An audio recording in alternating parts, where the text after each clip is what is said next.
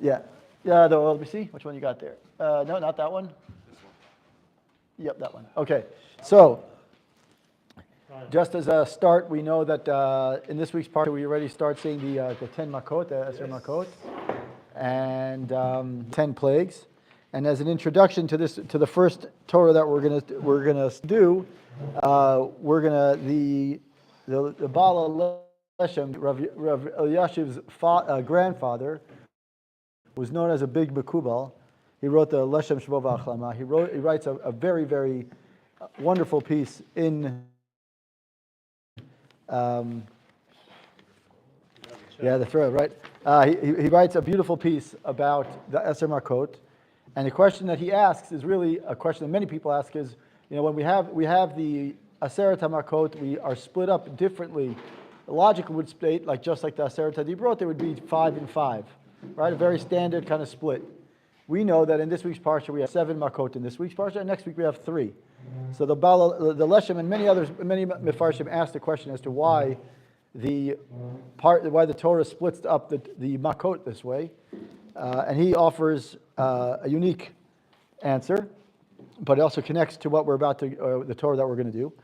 So he says that the Eser Makot, we know not only did the Eser Makot, he mentions it this way. He says that the Eser Makot, each one of the Makot, their job was to be mevatel, to cancel out one of the Koach HaTumah that was in Mitzrayim.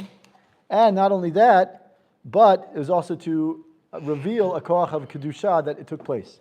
Now, what do we know about the Eser Sfirot? This is based on the Baal Leshem Shvova Achlama.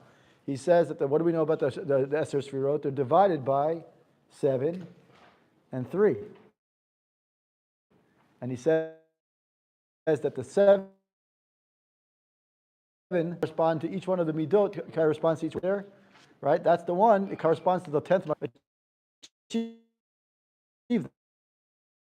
that. So now he puts in this week's Parsha are really ones that are there to connect things that are much more, let's call it, natural, if you will. And the next week's Parsha, the other three are much harder to recreate. And then next week's you don't even see the sorcerers or whatever you call them. They don't even get involved next week's Parsha.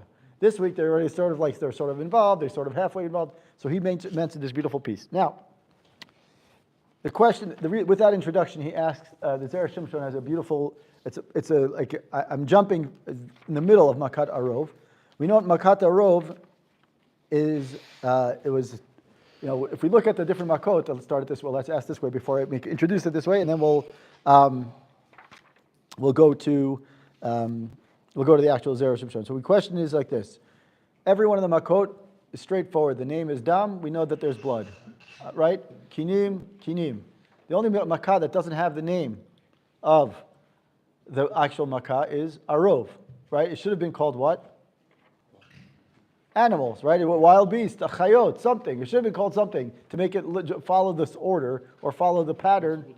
Arov means Arov means mixture, right? So most people the Ibn Ezra says irbuvia means a mix-up, like mash-up, right? So that doesn't follow it follows, but if we were really looking at the Makot, we should be saying is that Arov should have been called Chayot, right? Because there was just wild beasts. So there has to be something beyond just the Arov that means something deeper for us to be able to say why the Makkah is named differently. So now if we go to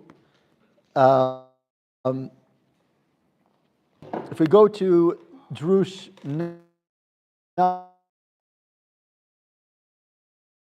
9, Drush Tet, and if you look in Drush, Va'era, Va'era. We're going to do that one in a second. But I want to stay with first, towards the end actually. Towards the end of Yud Aleph, there's the one that says straight from Williamsburg. No, so Drush Yud Aleph in Parshat Va'era. So one of the things that the Zera Shimshon does throughout the Makot, and it's beautiful the way he connects them, but he's going to Drush Yud Aleph. He's going he mentions in every one of the makot, he mentions the idea of midah keneged midah. And we know that's a famous idea that what the Egyptians were trying to do, they kind of, Hashem did the opposite or did something to kind of, I guess counterbalance or kind of punish them for something that they did. And now he's going to, the Zera Shimshon, where it says, Od b'derech acher. So if we see what he's picking up on, the pasuk that he's picking up on, before I'll give a little introduction to the piece that we're going to do, but what he's picking up on is the pasuk says, Umalu batei Mitzrayim et ha'arov v'gam ha'adama asher him alea. So he says, if we read the pasuk, it says that the arov will fill your houses and the ground underneath the animals. Okay?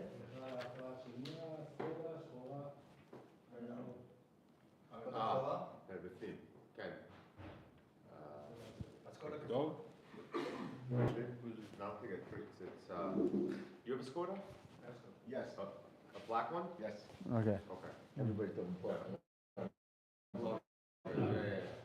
Anyway, so he says. Okay. Anyway, so he says that the pasuk says Umalu batei Mitzrayim et ha'arovet gam ha'adama asher him alea. Even the ground that they're on is going to be becoming the way the pasuk reads, which doesn't make sense. It says that your house is going to be filled with animals and the ground that's underneath them. So with that introduction, we're going to go to towards the end. It says Od b'derech acher. So now it says Od b'derech acher, and he asked a question. He's going now to ask a question. Why was the makav arov brought up upon the Egyptians at all? That's question number one. The question number two he's going to ask is how were they actually impacted by it? And how can we see this from the description in the Torah itself? So he says like this. Od b'derech acher, umalu batei Mitzrayim et ha'arov. The houses of the Egyptians were filled with this arov, whatever they are, and even the ground that they were under, even the ground that they were on was also part of it. And you have to remember the idea of arov is to completely, it's let's call it chaos, confusion, something like that. It's not the standard just wild beasts. We think it's wild beasts. It's not wild beasts, because if it was just wild beasts, then the makah would be called chayot. It's not, and it's got to be something else beyond that. The whole could be from like La'arbev. But even if it was La'arbev, so then what is the Erbuv, right? So in other words, if let's think we're in the jungle for a second, right? Bears, lions, tigers, when they go in a jungle, right? Oh my, right? Right, whatever. So they usually don't. Usually what happens is if bears are there and lions are there, right? Other animals don't want to be near them, right? In other words, because they're so scared of them, right? Here we're saying is that all these wild beasts were in Mitzrayim at the same time, and they were all mixed up, and something was going on. So there's obviously something deeper that's going on. So he says like this. So why did Hashem bring the makah, the plague of the wild beasts? Meaning he brought a variety of different animals. Right? Different, consisting of different kind of animals. Right? It was only because of the reason that the Midrash says that. Because what do we know about it? That in the Midrash, he introduces it beforehand. The Midrash says that the Egyptians, at a time, as one of the ways to enslave the Jews, they made them go capture lions, tigers, bears, whatever it is, and made them forced to capture them. Right? Right? It would have been enough had Hashem just did what he would have just said is okay. Instead of you're making the Jews capture these animals. So I'm just going to send them in the wild into Mitzrayim. There's got to be something deeper here. Why do we have to have such a different kind of mixture? What's the point here? And this is even a deeper question. He says is why did the Egyptians not bother to attempt to imitate Moshe? When he performed the other makot, but here. Why didn't they try? In all the other makot, we know that the sorcerers or whatever we're calling the Khartoumim, they try to at least mimic or copy Moshe. They don't do anything. Right. This is the first makah; they don't even get involved. So he's asking so far is va'afal pisha b'makata k'moshe asu b'rishonot. Va'afal pisha b'makata kidim lo yachlu damot.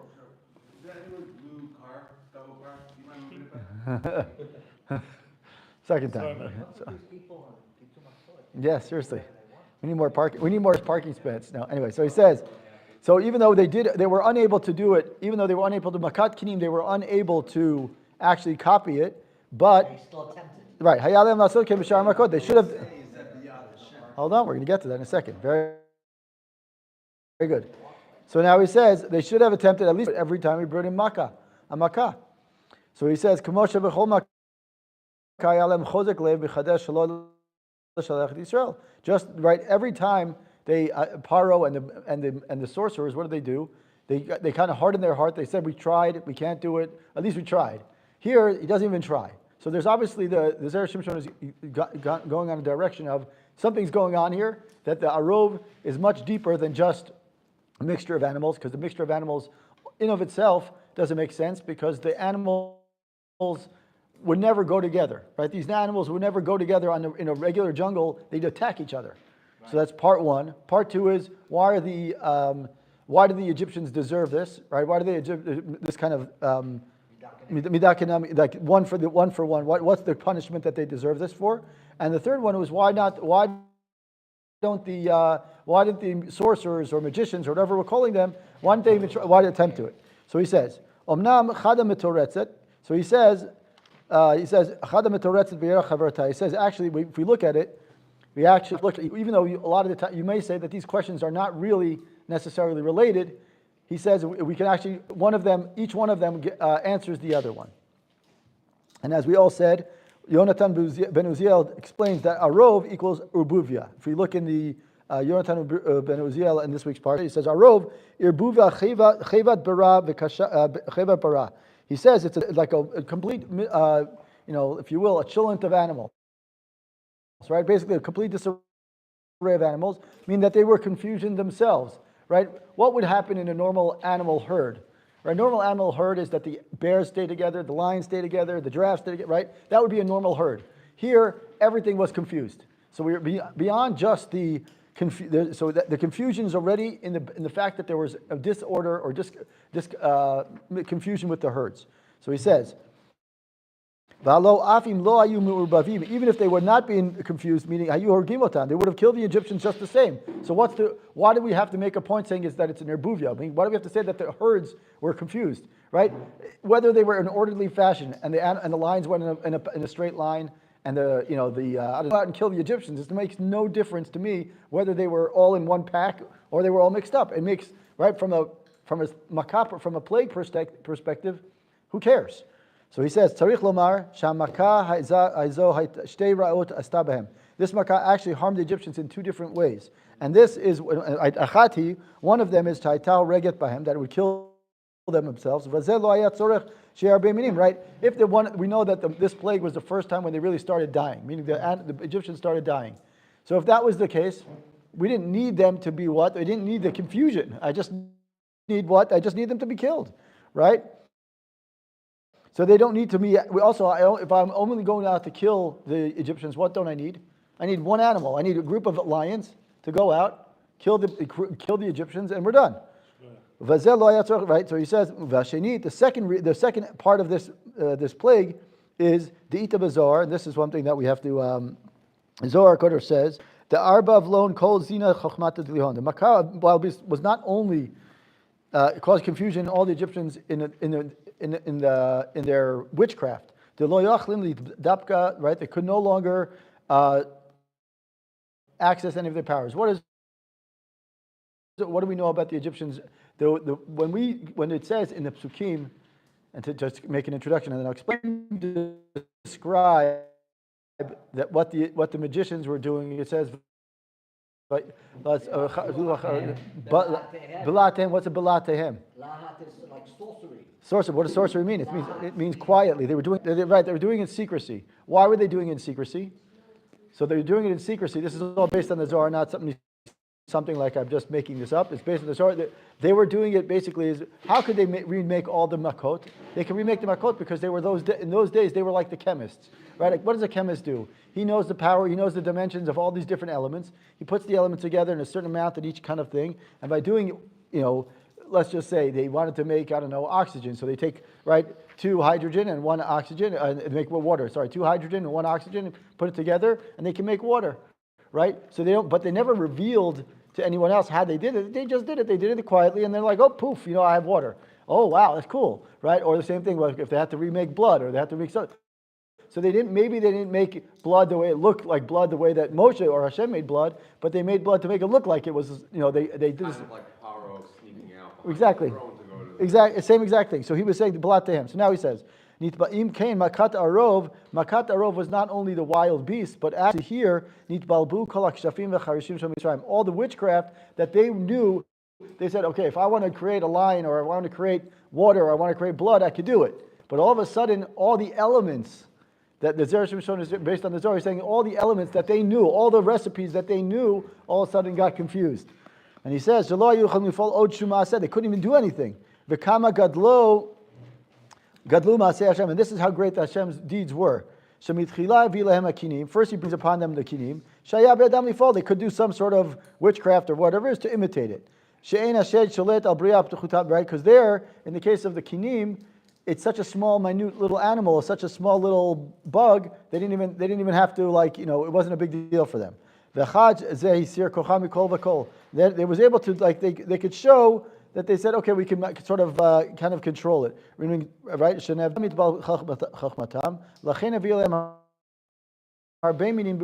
this is why Hashem said, now you want me to show your powers? I'm going to show you my powers. My powers are I'm going to mix all the elements. I'm going to mix all the beasts. I'm going to change everything. I'm not just putting one animal, because if I just put one animal, they may say, okay, we can recreate that.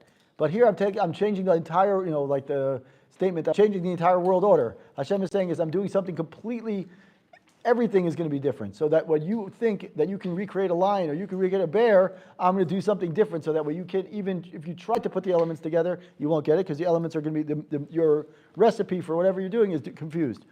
And then he says, so you're saying that the added value of having the mixed up chayot was besides the fact that they killed them, it's also to show them that they don't have the strength to right. So he's saying engineer. Right, exactly. So it's exactly that. So he's saying is two things. One is the wild beasts themselves. In a normal day in the jungle or wherever in the wild, animals would never go together, right? Because animals go in a herd, right? Lions go together. Lions and cheetahs are compete. They won't stick together. Exactly. They'll right. In this case, they did is they acted. So exactly that. So the order was Hashem said, "You think that the lions and the bears can live? Will eat each other? No, I'm going to set it up that they're not only not going to eat each other, they're going to mix up each other. I'm going to mix them into the one big Mitzrayim, and they're going to go out and kill you. Even though they normally do what? They would go out and kill themselves." So he said that's part one. The second part is, like you said, is they're not going to be able to reverse engineer the entire process because I'm changing the process. I'm mixing up the process so they can't even do anything. Small. What? The kinim were too small, and here he's saying is now you try something a little bit. You think the kinim are easy? Okay, no problem. I'll show you something bigger. And then he says, to hint at the confusion that came from Abba Chochmatam, and this is why after this one they can no longer after this they never try to do another makkah. And in fact, if we look at what does it say here in this week's what count is this? This is what? The count of the makkah. This is Dam Kinim Arov is number 3. Yeah, what? 4. Kinim is number 3. I said Dam. Oh, it's right. You're right. Sorry, number 4. Excuse me. Apology. Okay, so now he says that we have basically is that Hashem was mixing up all the different forces, and now he says V'zeu she'amar hineni mashlich b'cha b'decha v'amecha v'atecha et harov. I'm going to send. Now we can understand. He's saying is to how if we read the pasuk. And we put what we just said into the pasuk, we'll kind of understand it. He says that it says, "I'm going to send upon you your servants, your people, your houses, the swarm of beasts." Shayu orgim bahem, meaning that the beasts themselves would kill the Egyptians. But we have a question: Lamu tzrach lavi arov, right? Why we have to bring all these animals? We could have just brought halo b'min sagi echad, right? We could have just brought one. That's why lachen siyem hakatuv umalu batei Mitzrayim, and the houses of the Egyptians will be filled with them. Klomar. Shebatei Mitzrayim hayu meleim kshafim yimalu Hashem right? The homes of the Egyptians were filled with kind of like sorcery and magic, right? Now it's going to be filled with arov, filled with this like whole disarray.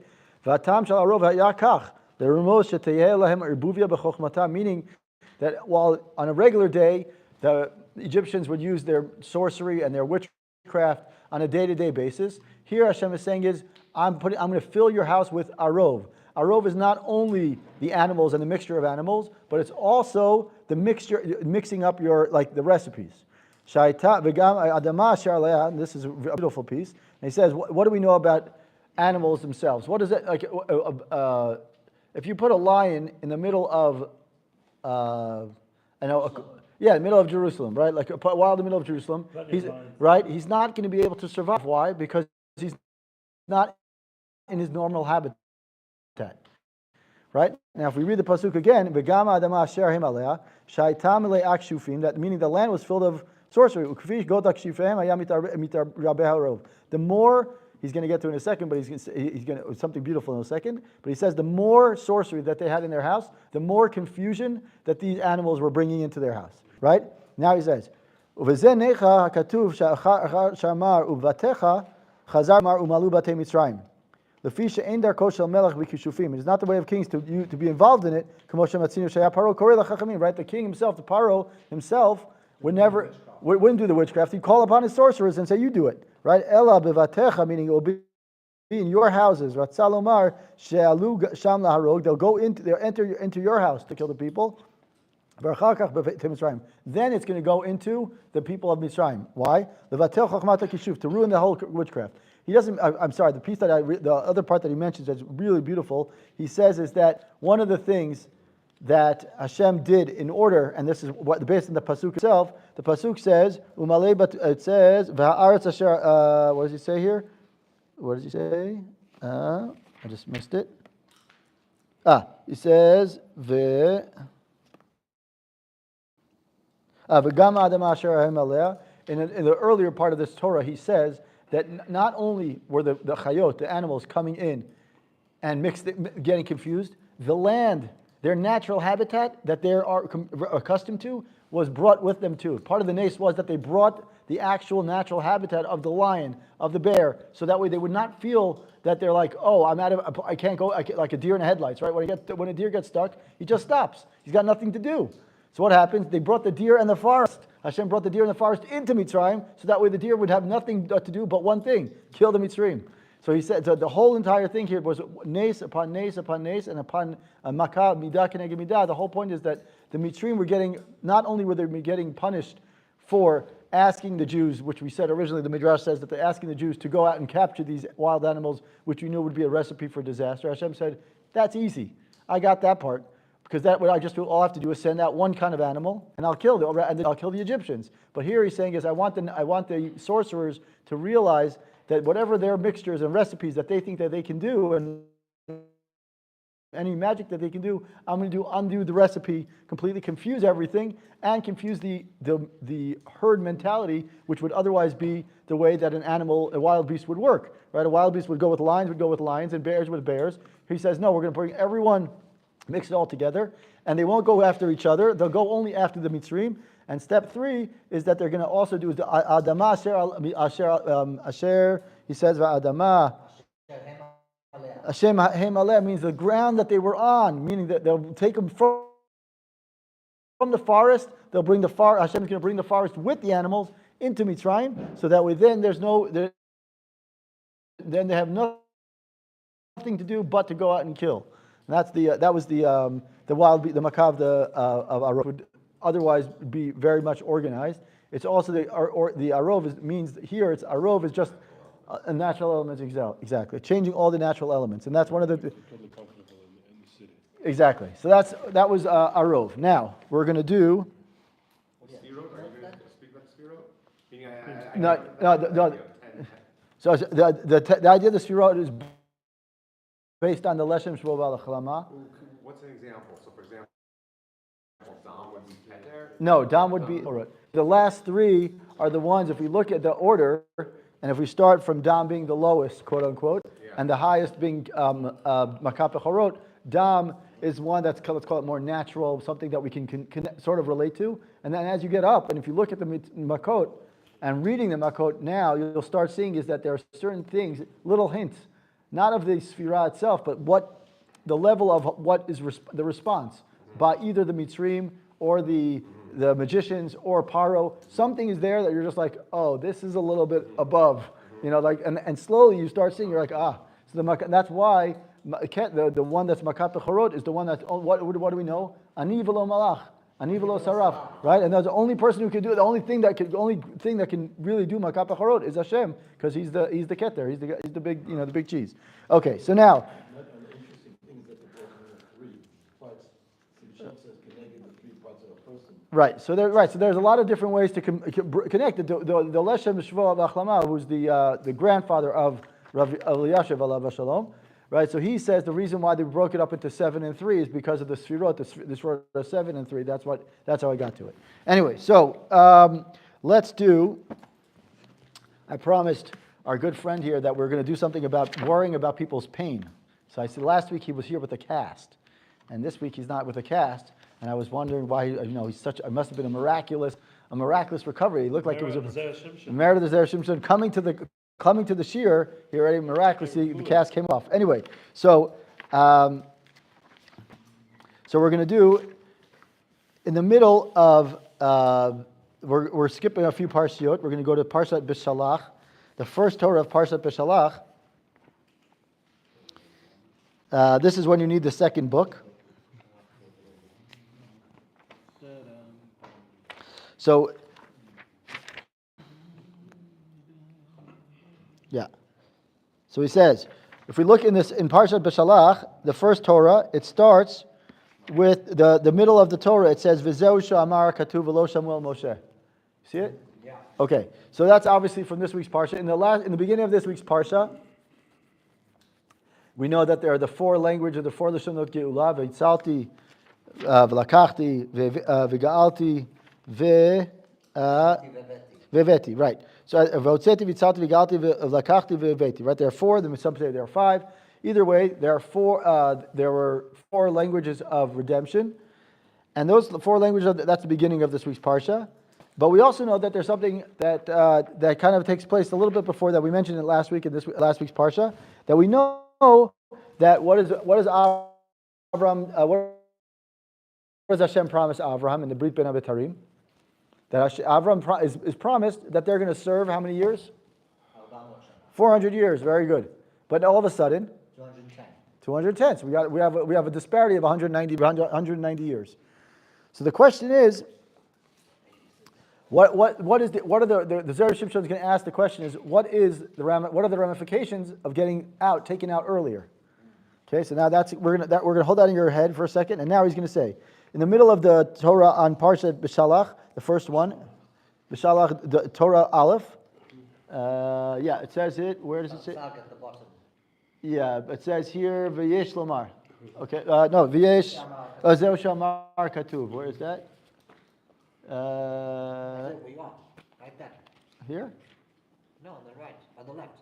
On the left here. V'zeu. No, it's not a different version.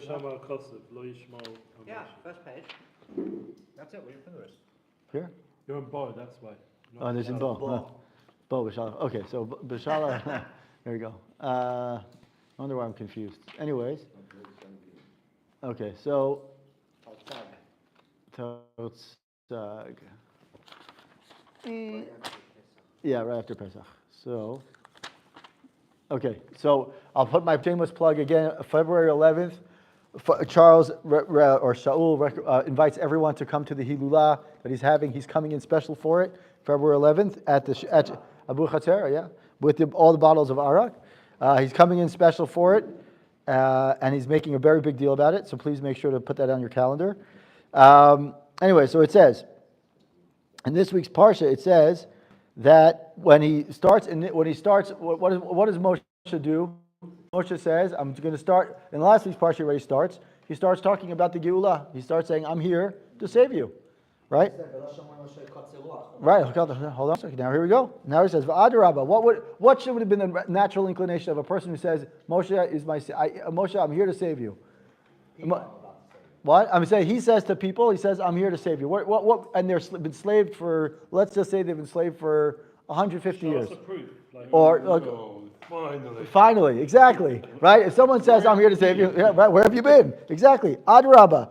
Right? And he says that the Surah Tova, if I hear some good news, finally, after 100 and some odd years, I should have been, right? And he says, Kishmua Tova Tidashen Atzem. He quotes, the Zera Shimshon quotes Mishlei, and he says, when a little piece of good news comes out, sometimes can dispel a lot of the bad news that we've been hearing, right?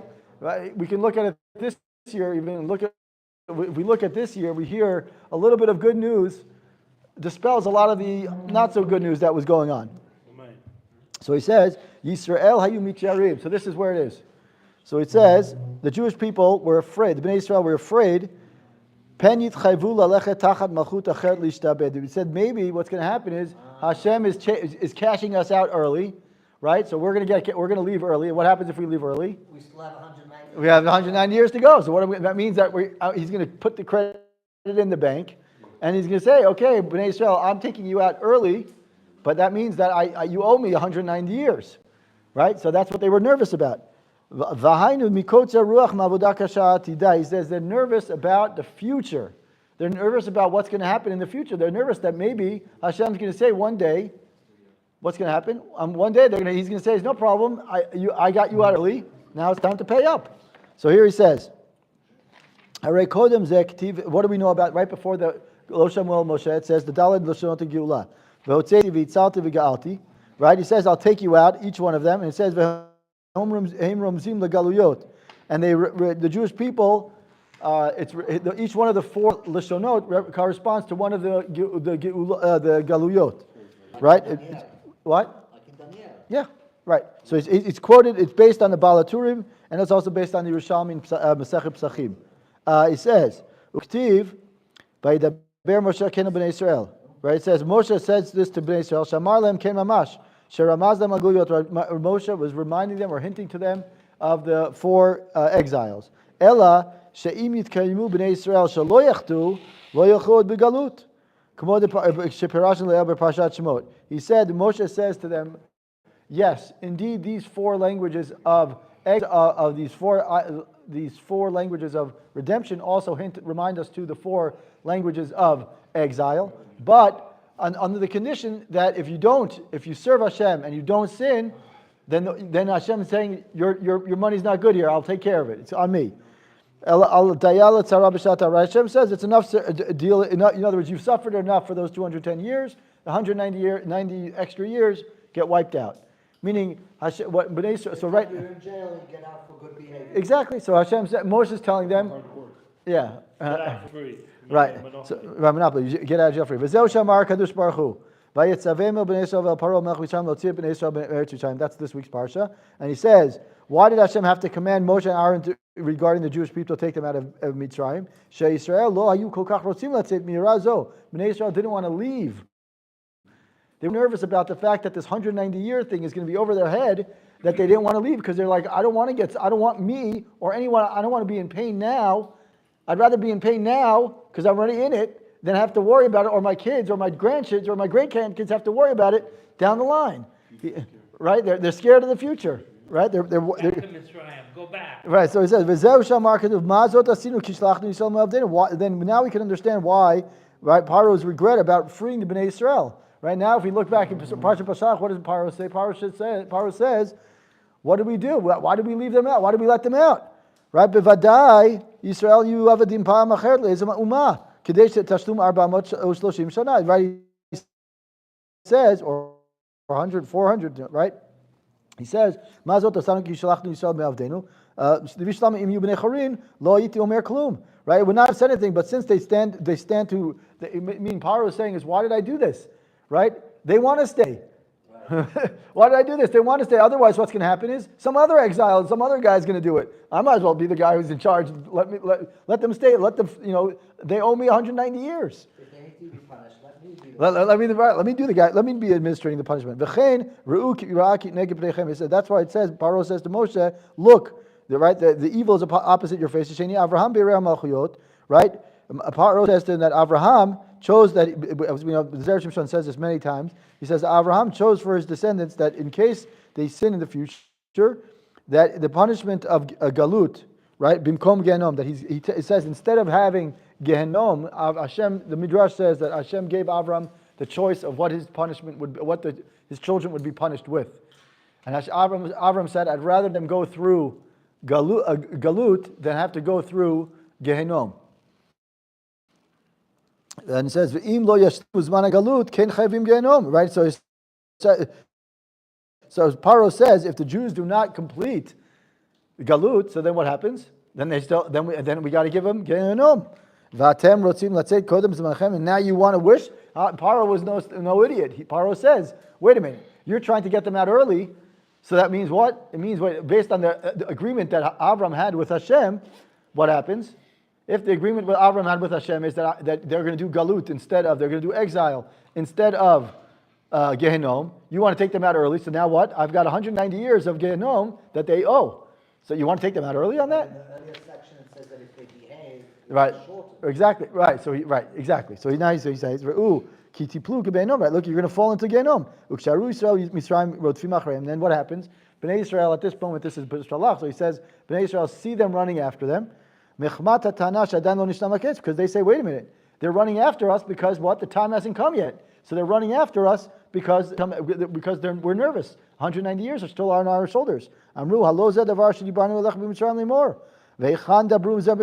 did we find that they spoke this manner? Let us be, and right. So he says, Ella vadai shamru lo shamu el Moshe mikotza ruach. Rather, they couldn't. They were concerned that because of the fact that they're going to get out early, they would have had to do what? They're going to have to endure, they're going to have to suffer in additional galuyot, exiles. Right? It would have been better for us to serve. We would have been better to serve in Mitzrayim. Why? Right, exactly. Why? Better for us to serve there, because that way at least we know we've done our service, and our kids and our grandkids and whatever. Moshe Amar lehem hityatzvu. He says, not stand fast. And don't worry. How does it, right? He says, stand fast. What he says, Hashem says, stand. Moshe says to Bnei Israel, stand fast, look closely, and right of stand strong. And he said, you'll see that that will never happen again. Klomar hayeshua v'gula higulat olam she'im lo yayu chotim ba'egel hayalem cherut mishubut malchiyot k'mo she'amru ba'otinu zichanam livracha. In Eruvin, the Masechet Gemara in Eruvin says that had Bnei Israel not sinned with the Chet HaEgel, there would be no more galuyot. They would have been freed of all the galuyot. The Chet HaEgel, that was that's a fascinating thing. Meaning Moshe is telling Bnei Israel, even though we're looking at a Parshat Peshalach, but we can look at it from the lens of this week's Parsha already. He's saying is anyone else to suffer for 190 years. But Moshe is telling him, don't worry. If you don't sin, like you said, if you don't sin, it's all over, right? Right, exactly. Har Sinai, done. Right, Eretz Israel, the next step. So he's saying is that what Moshe was telling them already from the beginning, they couldn't hear it because they were nervous about the amount of the extra burden that they're going to have to pay, or someone down the line of the pain. So the pain, feeling someone else's pain, this is what Bnei Israel was doing. They were feeling someone else's pain. They were feeling their children and their grandchildren, their great-grandchildren's pain, saying is we'd rather suffer now than them have to suffer later. Right? So that was the connection with the pain. I was feeling your pain, but look at that, your pain is gone. Okay, so that was number 2. Now, last week I've seen the other share, so that why the Moshe, that's also why the Moshe used when Hashem told him, Moshe asked him, what's your name? That I'll be what I will be. right, He's talking about future. right. The future will be good. Yes, that's right. Whatever it is, the future will be good. Correct, that is correct. Now, okay, let's do. Okay, we did the. Okay, so now let's see. I always like to add Parshat Va'era. It has the last one is a cute one, so I like to do it in case we have a little bit of time. So we'll do the last one. It's a very short one, Parshat Va'era. So it says the last one of Parshat Va'era is a cute one. It's something that I've never seen it before, but it's got the little box at the end of it. Do you see it? It's like a box or lined up. There's letters lined up. Is that right? Yeah. Okay, right. So Yesh Latei Tam Lama. Yeah, Yud Zayin. Say again? We're back to Va'era. Va'era Yud Zayin. So he says like this. Yesh Latei Tam Lama b'makat hakinim v'ashchin v'achoshech lo matzinu behem ha'tral al paro kodem makah b'chol b'shar makot. We see 3 makot. He says so there are 3 makot. Warning from Hashem. Any warning to Paro. There are 3 of them. All the other 7, Hashem or Moshe comes to him and says, listen, Paro, I'm just giving you a warning. Something's going to happen. With Kinim, with lice, with Shchin, and with Choshech, there aren't. Kinim is the lice, Shchin is the boils, and Choshech is the darkness. And he says, he quotes the Ita B'Yalkut HaRuveni, Yalkut HaRuveni is a midrash, and so the Shem is Sefer Pliyah, in the name of the Pliyah, which is a Kabbalistic work. He says, Shalot Shmakot Hayu Meshamshot B'Yachad Im Kinim Shchin V'Choshech. B'chol Makah Sheshimsha Achad Shimshu Shtayim Achirim Ima. Hari Kinim Shchin V'Choshech Klula Kol Achad V'Shloshtam Kazeh. So he says that these 3 makot are unique. He says that the Sefer Pliyah, which is a Kabbalistic interpretation on the interpretation on the midrash, and he says that these three plagues are unique because they served every one of them together. What does that mean? He says that whenever one of these makkahs served as the primary, whichever one of them was the primary makkah, let's just as an example, kinim, which was the lice, right? Shimshu shtam acharet imad. The other 2 were sort of like support systems for the makkah. Meaning, so when you had kinim, you also had choshech and shchin. What does that mean? Now, if we look at a thing about logically, what happens when I get bitten by lice? I get boils, right? Yeah, sure. I get like a little bump on my thing, right? I get a little mosquito bite, right? I get a mosquito bite, right? Boils, not the boils. Well, hold on, right? Right now, I'm just thinking about this out loud now, right? I get little bumps, and when do the lice usually come out? At night. Choshech, shchin, kinim. So he's saying, right? You don't usually get lice. Lice don't usually come during the day. You can find the lice during the day in the school, right, or in camp, right? The lice usually annoy us most at night. So he's saying is that the lice, and then if we look. And then he says every one of the makot. It's also the 3rd, the 6th, and the 9th. Right. So there's like a number of aspects of 3s. Right. Exactly. Whatever. So now if we look at what he was doing here, and you probably have it there too. You see that it says if you set up kinim the way it's spelled in the Chumash, which is kuf nun mem, and you set up shchin shin chet nun and choshech chet shin chaf sofit. Right. If you look at across or down, they're always the same. Is that him or is that the Sefer Pliyah? I'd have to look it up. I think he quotes it. He's quoting it, right? But it's Right. cool, like it's laid out perfectly. Right. I think he's quoting. Yeah, he says ad kan l'shano. Right. So okay. And then he says Ufi zeh lo haya yachol Moshe la'atrot al achat mehem levada. That's why Moshe couldn't say, "Hey, choshech is coming, kinim is coming, or shchin is coming," because it's actually not 1 makkah; it's 3 makkot. Right. So it's achad shehu shalosh. Right. So he's saying is. There were 2 other makot that would serve together. What would happen if he would say kinim is coming? He'd actually say kinim is not coming. It's 3. So he would look like he was almost like false or lying, God forbid. Right? So he says, right, he wouldn't be able to say,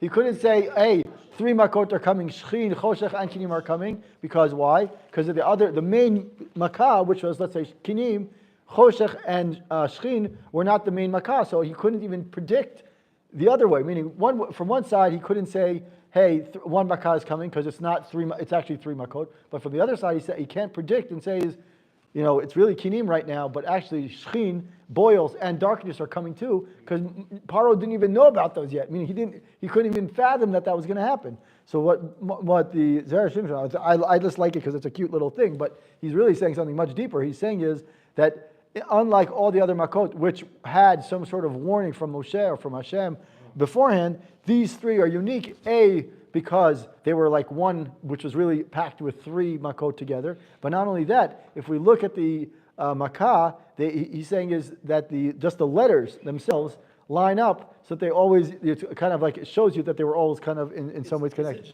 Because like kinim is like this overwhelming feeling of like body being like invaded, and Right. shin as well, Right. even more so. And And choshech was apparently it wasn't just darkness; it was mamoshes. Yeah. It had a mamosh. It was a darkness. You felt it.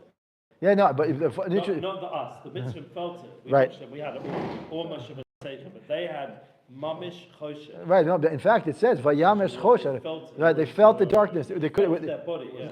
It was paralyzed. Truly, Yeah, it was. exactly. It's not like they could like stumble around. It was stuck. The Chumash says, the Torah says, Vayamesh Choshen, they could feel the darkness, and they could, That's the logic, yeah. right, they could feel it, and not only that they were paralyzed by it. They were paralyzed. They couldn't even move.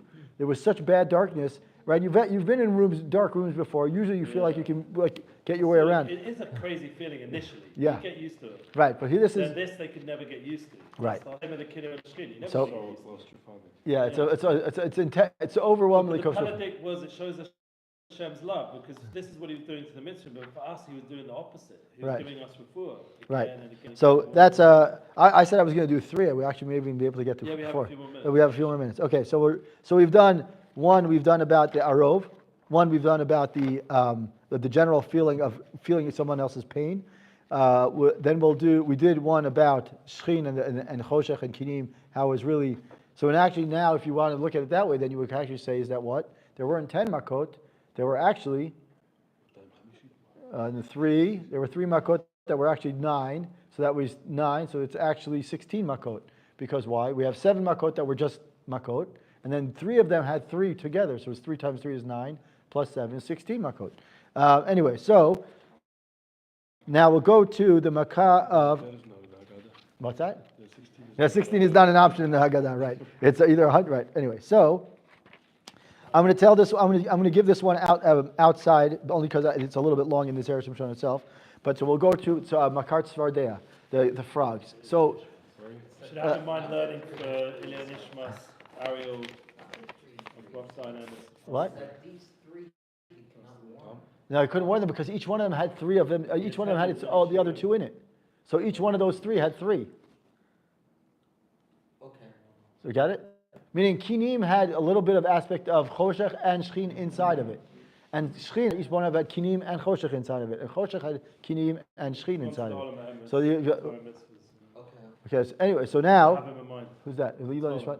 Tom? Oh, He used to come to the show. yeah, he passed away? When? just now. Oh, wow, wow. So Ilya Nishmas. Lilo Nishmat, wow. What was his To name? his family. What was his name? Ariel. Aria? His mother's Ben Dori. I don't know what his father's name. Oh, wow, I'm sorry to hear that. I know his father. Ben Abraham. When is the, I guess it'll be tomorrow, Pa. Tomorrow. What? Friday, okay. Oh. Yeah. He's one of our long-time attendees. Yeah, it was the guy with the cool shirts. Yeah, he sat and Charles was always busy with him. Yeah. Always. Like, right on his right, sit on the right of the Yeah, camera. yeah, no, but it was, I've but got it was video out, after video. was out of respect. It wasn't out of, it was Yeah, sure. no, it was respect. He I was would- very good friends with I him. would put up this week a video of him, Charles, like talking specifically. And he had it was very, very cool. Okay, so anyways, let's have the learning for the Linu Nishmat. All the learning we did, which should be Linu Nishmato, but in general, this Torah I'm going to do out Baal Peh, just so that we don't get stuck in the middle. So the Makat Svardeim, there's 2 midrashim. The 2 midrashim, they seemingly are not connected, but they obviously are connected in some way. So it says that the midrash. This is Midrash Yud, if you want to go back to it at another time. There are 2 reasons why Hashem brought the Makav of Tzfardea. One reason is that the Bnei Israel, that the Mitzrim, the Yalkut Shimoni says that the Mitzrim asked to destroy a nation. It says, Mitzrim ikshu la'abed umah she'atida lekabel Torah shenimshal l'mayim shneimar hoyot tzamet yolchu l'mayim yavo davar shegidlo b'chiyato b'mayim v'yipara mehem. So the one Midrash says that the Mitzrim wanted to do is what? To destroy a nation that was going to receive the Torah. And what do we know about the Torah? It's like water. It's compared to water, right? So the animal that lives in the water, what is an animal that lives in the water? The frog is going to come and take care of the this is Drush Yud in Va'era. And then, so that's part one, Midrash part one. And then Midrash part two, the second Midrash says that he says that in the Shmot Rabbah says that the Mitzrim had appointed the Jews to do what? To go out and find bugs and creepy crawlers for them to eat. That is, the Jews, they were assigned the Jews to go do hunting for them. Like we saw in other Midrash, what did they say? They went to go out and hunt wild animals. So here, they went to go hunt little, creepy crawlers, because that's what the Mitzvah. So Hashem said, "Oh, you're doing that. I'm going to find you. I'm going to flip it over. And what animal eats the creepy crawlers? Frogs, right? We know frogs eat them. So frogs, he says, that's what we're going to do. So now, if we look at those two midrashim, we kind of say that how are they connected, without going into too much of the it ends up being the Zera Shimshon proves that it's two. Basically, it's two. It's a machlok. Based on between, hold on, it's a machlok between Rabbi Akiva and Rabbi Eliezer as to what were they doing, what was the reasoning behind it, and it ends up being that what does he say here? Right. Rabbi Akiva says that the makav, the tzvardeya, tzvardeya, and then once they got to Mitzrayim, they started hitting it, and we know it multiplied, right? Paruva yirbuva yishvatzu. And then the Rabbi Eliezer ends up being that it says that there were many tzvardim, there were many frogs there. Why? Because they wanted to separate, they wanted to prevent us from learning Torah. So Rabbi Eliezer is of the opinion of the first midrash, which is that the tzvardim came as a kind of like a punishment to the Egyptians who were trying to destroy the nation that was going to go receive the Torah, which is compared to water. And therefore they have to have a lot of water and therefore a lot of frogs. And Rabbi Akiva ends up being, Rabbi Akiva is the one, we have about 2 minutes, right? Rabbi Akiva is of the opinion that they were there, that because the Mitzrim were trying to, the Mitzrim were trying to, were punishing the Jews by making them hunt for shkatzim u'masim. So he says that they were going to have one that comes into Mitzrayim, one frog, and if you look at the Psukim, it actually says one place, it's one frog, right? But to Talat Tzvardeya, one frog comes in, and then the frog comes in, and then as they hit it, it came out and multiplied. And so each one of them is of the opinion, one of the Rabbi Akiva and one of Rabbi Eliezer, and he says it has to do also with the fact that what is the one mitzvah that we have above non-Jews, one of the mitzvot, kosher, right? So every time we don't eat not kosher, what happens? We get zchut. And what's the one thing that we can, so he says, Hashem says, it's not easy teaching the Mitzrim a lesson. He's also teaching each, because you don't eat these creepy crawlers, so you're going to get the zchut. And for the same thing that you're going to get the zchut for, they're going to get punished for eating it. So they're going to get punished for not only trying to make you go out and pick it, but what were the Mitzrim really wanted to do? They wanted to cause them to sin. So Hashem says, you're trying to make my children try to sin. I'm going to make sure that you get punished with the thing that eats those things, and you're going to get punished hard. And then if you look now, and now if you look at the Psukim, it actually says that in this makav, as opposed to all other makot, it actually goes into their ovens, right? We know it goes into their ovens, into their bread, into everything, because every part of the creepy crawlers were every part of the Egyptians, every part of the Egyptians being. Baruch Adonai Olam, amen v'amen. Yeah.